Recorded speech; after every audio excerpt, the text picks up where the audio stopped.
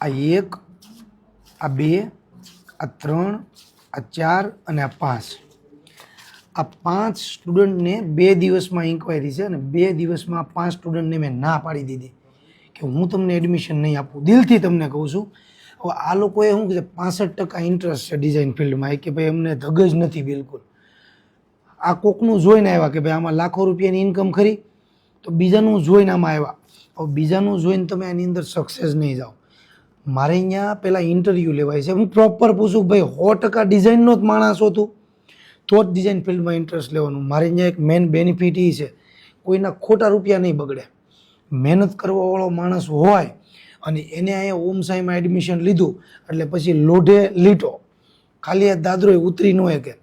પણ મહેનતવાળો છોકરો જોઈએ, જૂનૂન અંદરથી જૂનૂન હોવો જોઈએ કે ભાઈ મારે મહેનત કરવી છે અને ઓમ સાઈ ડિઝાઇન ક્લાસીસમાં જવું છે.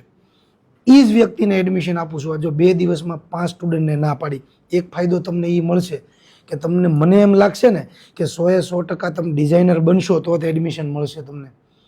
મિત્રો તમને દિલથી કહું છું, કેમ કે તમારા ખોટા પૈસા વેસ્ટ જાય ને એવું કામ હું નથી કરતો.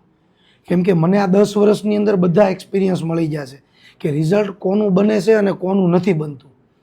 મહેનત કરવાવાળાનું જ રિઝલ્ટ બને છે અને 100% હોય ને એ જ વ્યક્તિ ઓમ સાઈ ડિઝાઇન ક્લાસીસમાં આવે 100% રિઝલ્ટ લઈને જશે મિત્રો. આ હું તમને દિલથી કહું છું. અને 5 જણાને માર્કેટમાં પૂછી લો, કારણ કે હું દિલથી તમને કહું જેવા તેવાને તો હું એડમિશન નથી આપતો.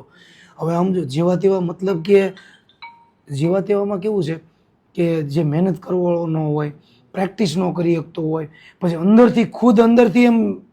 અંદરથી આમ કેમ એની ઉર્જા જ ન હોય, એવા વ્યક્તિને એડમિશન આપીને કોઈ મિત્ર મતલબ નથી. એટલે 100% શ્યોરિટીની સાથે જે વ્યક્તિ હોય ને એને એડમિશન મળે છે. આટલી ખાતરીપૂર્વક થઈને હું એડમિશન લઉં છું મિત્રો, એટલે રિઝલ્ટ બને છે. બધાને એડમિશન નથી આપતો મિત્રો. જો ક્યાંક ને ક્યાંક તમે અટવાતા હોય ને તો એકવાર તમારા મનથી શ્યોરિટી બાંધો પહેલાં કે ભાઈ હું 100% ડિઝાઇન ફિલ્ડમાં કરિયર બનાવી શકું એમ છું, તો ઓમ સાઈમાં આંખ બંધ કરીને વી આવો મિત્રો. અહીં નબળું રિઝલ્ટ નહીં પડે તમારું.